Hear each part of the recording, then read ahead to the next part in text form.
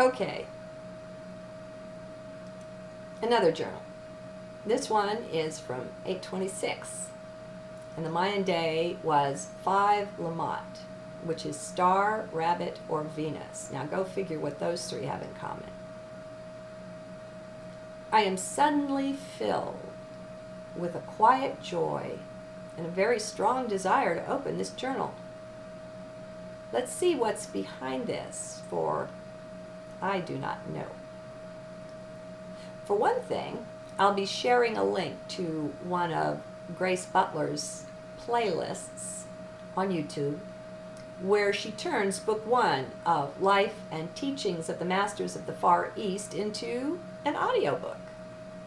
I enjoy her work, so be sure to open the main written journal for that link. It's a precious one. As it turns out, this book will rejuvenate the faith of many Christians, for these Eastern masters actually taught their lessons in terms of Christianity.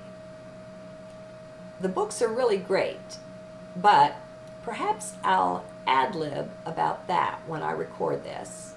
My heart is going elsewhere with me here.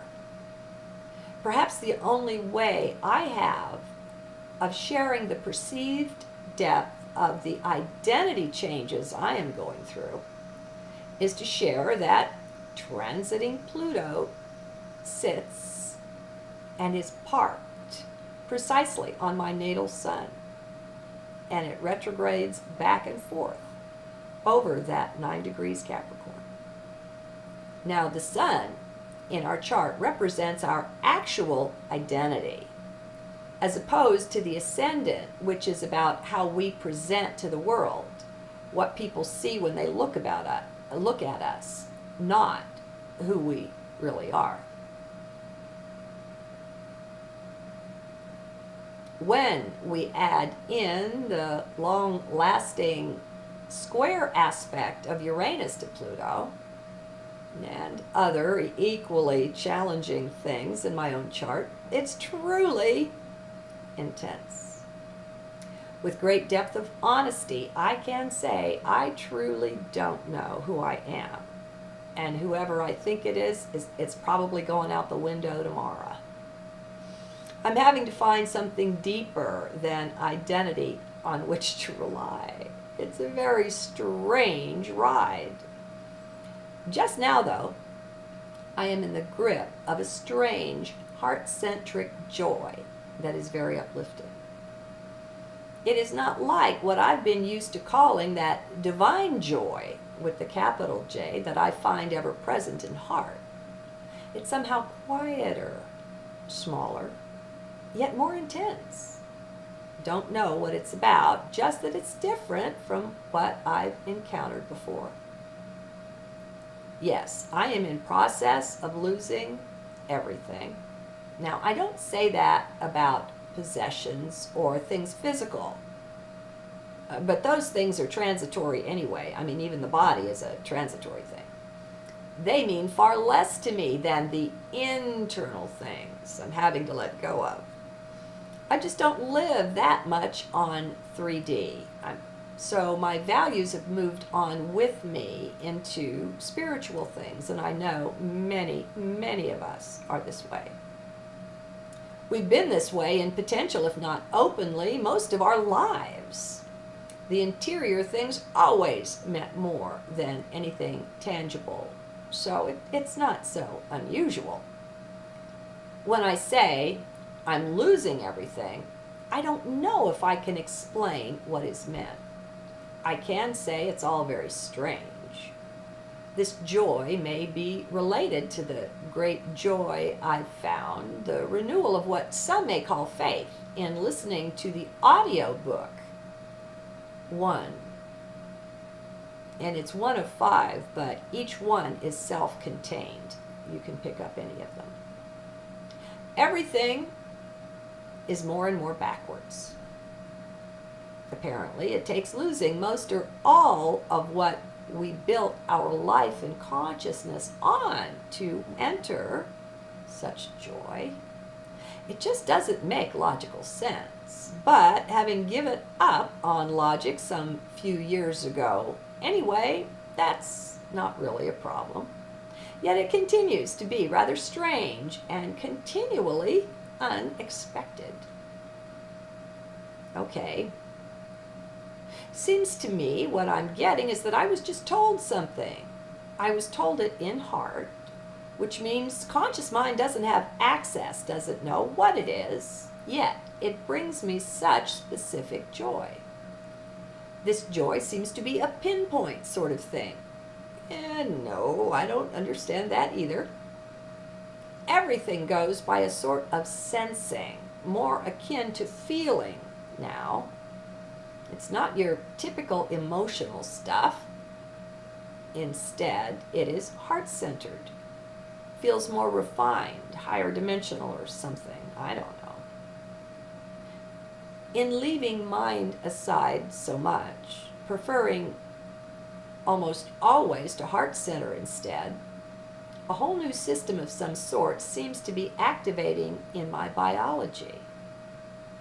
Now, that is purely a guess about what may be going on, folks.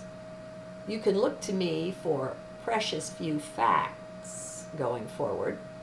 I'm doing my best to swim in this new sea I seem to have jumped into or been dumped into. All is so strange. I guess I'm hoping that there will be at least a few of you who can echo something of the flavor of what's happening here. One thing that seems consistent is that we're coming into unity, so to take anything personally is likely to be a mistake. Nothing is personal anymore. Now, it probably never was, but we just pretty universally didn't know that. And while it might be nice to have more than just a clue about what's transpiring, both for me and for all of us, I'm at the point now where I just don't care about knowing anything. It will come when it needs to, and I know I have all I require at every point in time. I'm never lacking anything. Now, this too is quite strange, but that's how it's working. And this too may have always been the case. It likely was. Another of those things we weren't ready to see yet, so we didn't. Something is going on inside of me. It's like there's a being in there who is jumping up and down, rejoicing. It's so funny because I don't even know why, what the subject is, if there is one. I told you things were strange for me, right? Not that I need to produce evidence, for heaven's sake, since every other paragraph seems to document it. So all I can say is be sure to read and or listen to this one from a centered space, be in heart and not in head with it.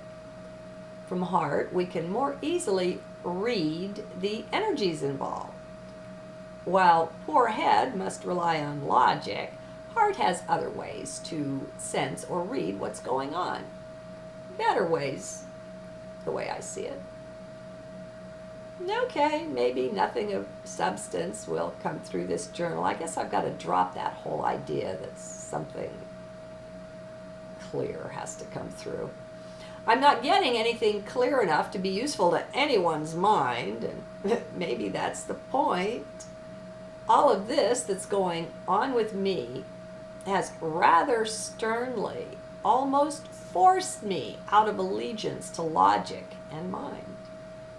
It was hardest at first when I saw my outer identity or persona begin to crack and then crumble, and all I had believed in go tumbling down. It didn't take long, though, to realize that if I chose to hang on to any of that stuff, even though I once thought it was who I am, who I was, I would just go down with it. Into what? I guess into oblivion, into despair, depression, nothingness. Again, I don't know. the attack, if you will, and that's too strong a word, on my 3D outer identity was heavy-handed for sure. Like Pluto's heavy-duty reputation, being Lord of the Underworld and all of that, none of it was presented with options. Inescapable is an accurate word. So, coming to terms with that, well, it didn't take so very long. It was be crushed, go crazy, or just accept. I chose to accept. For a while, and it may cycle that way again, I guess I characterized it as being in the valley of the shadow of death. It was, for a time, definitely a dark night of the soul. And I'm talking over the last 5 years or so. 5, 6, 7. There were times when I was almost certain the body would not survive it, whether it was whatever it was that was transpiring. So heavy is a really apt word. Now, with that lovely hindsight that is so often useful, I look back now and see more clearly what was going on, what I couldn't see back then. All of that suffering and pain was not being felt by the real and true me, who I truly am, the divine identity. All of that was the dying throes of what I now call the false self, the outer persona. So in that way, it was a legitimate death. That one did not survive. Strange. Yet, with that death, there was the lifting of, well, I don't know. Things are less heavy now. It's like there was a dark cloud or a gray muffling blanket of energy that I didn't even know was there, but now that it's gone, I can see it. Something heavy was lifted. It is no more. Now, I want to say, when I'm talking about the death of the false self, the outer persona, that this is a process, for one thing, and tends to go by stages, layers, and levels. It's got to clear what's in front of it before it can go deeper. And the other thing I will say is that there's nothing wrong with 3D. And I believe that all of the masters have, and that we will have, I don't know what to call it, a personality. I mean, we still have and will have the human.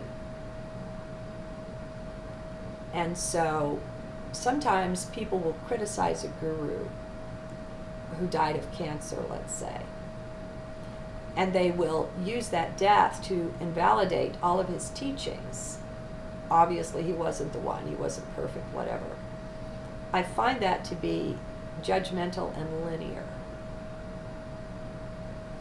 I think the very best presentation I have found of this, now it's a big book, but it is available online at no cost, is the teachings of Nisargadatta. My favorite work of his is I Am That. And you will see he loses his temper regularly. He gets irritated with folks. He feels things. He feels emotions. He slips up. And people that have trouble taking this in and still thinking he's a guru and a master and a worthy spiritual teacher will ask him about it. And the way he explains it is that, yes, he still loses his temper, maybe says things he wish he didn't, but it used to be he felt that very deeply and he would get into that energy. He says now most often it comes and it goes. It doesn't stay long. It's easier and easier to stay in the vortex, to use the words of Abraham. It's easier and easier to note the energy and to lift yourself back up. So I'm not claiming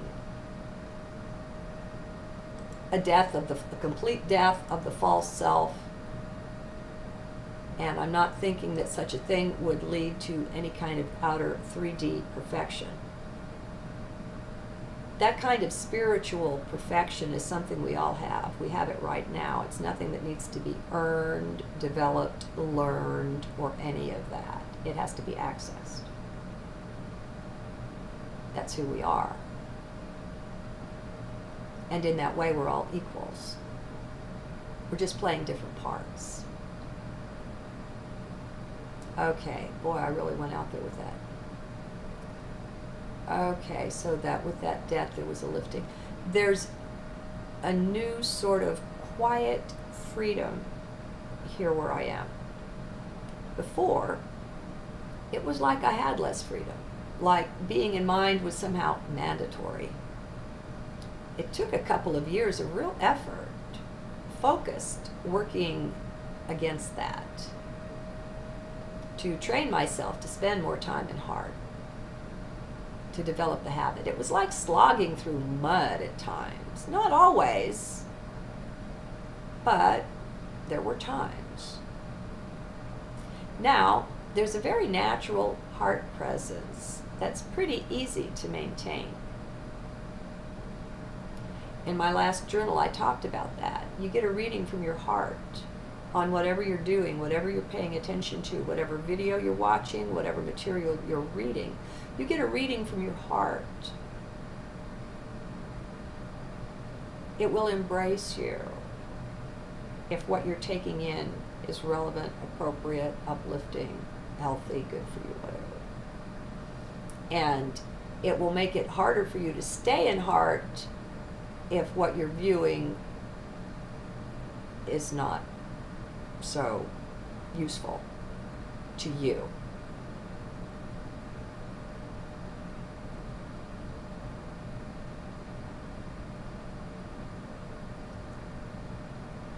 There are exceptions to everything. There are no generalities that work. So I won't say if you're watching war footage that you shouldn't be doing that, that that's horrible, that you're feeding war or whatever. Your heart might have drawn you to watch that so that you would be inspired to pray for those people. There are no generalities that are useful. That's mind stuff. And heart is wisdom. I don't know. Okay. So where am I? There's an increased clarity too now. Don't laugh. I'm talking about what I'm sensing here, not about a mental clarity. You know I don't yet have that. Though if I ever need it, I'm sure it will appear. Funny that. And also strange. Does one ever get used to such stuff? Perhaps, but at this point, I think not. Being in the now here doesn't include the past. And when you say get used to, that means you develop a comfort zone and you're used to something and it harmonizes with the past. Being in the now, you lose the past. One of the amazing and strange things about it is how everything is always so new, so fresh somehow. To get used to something, I guess, means to carry the past around with you, which I definitely don't, as many of you well know. I embarrass myself that way a lot, but I've grown able to kind of enjoy a laugh and be jolly about it and go on. It is no big deal. Okay, so I won't win any genius awards these days. Do I care? not. It's all so very wonderful, I hardly know what to do with myself at times. There are other times, of course. Now, do realize that this is that joy talking here. I have plenty of times that challenge me physically, emotionally, that sort of thing. You know, I'm fond of saying I'm just a regular Jane. Yet it's also different somehow. I don't know, maybe I'm sharing this too soon. It's so unclear. Just stay in heart with it. I know there's something there. I can feel it. One thing I know, and if you don't already, you will too after listening to this audiobook in the link, is that heaven is right here where we are. So is 5 and 6D and all of the rest of that, all right here, now, here. What changes, my friends, is us, not the place where we are, not the externals at all, just us. It's all so bizarre, but heaven is right here, right now. And see, this was written the 26th, and I guess I did a more recent journal on that very thing. What's required is a major shift in our vision, in our ability to see from heart instead of from mind. We've been taught all wrong, taught how to perceive our world in ways that lock us out of what is already here for us. We've been taught this whole thing of unworthiness, original sin, all of that rot. I'm sure that's how many instantaneous miracles are about to happen. It's all right now, here, always. Yet, by our beliefs, we've been trapped in a false mental view of the world. Well, science is certainly locked into that. Except kind of for quantum physics, which pokes at the edges of that box that they're in. Nothing at all is what we think it is, up to and including the self that we're so sure we are.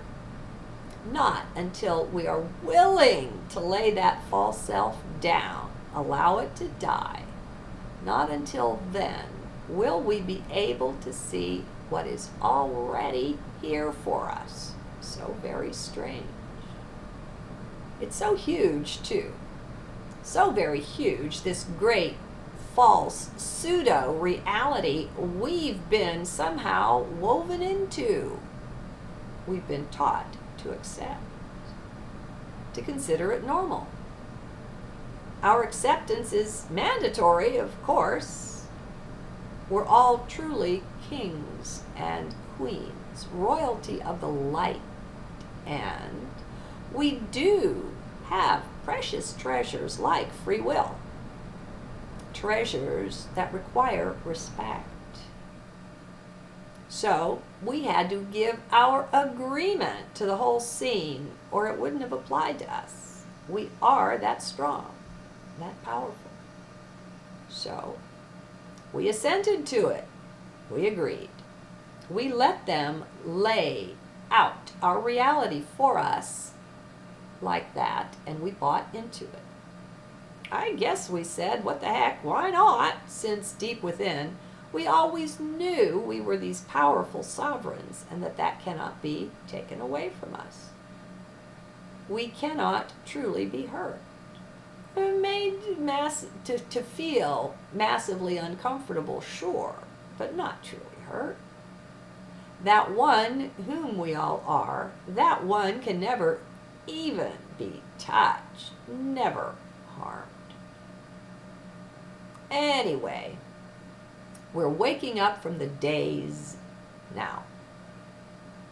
Yeah, I know from what I'm reporting here that I sound kind of like I'm still in a daze, but it's different.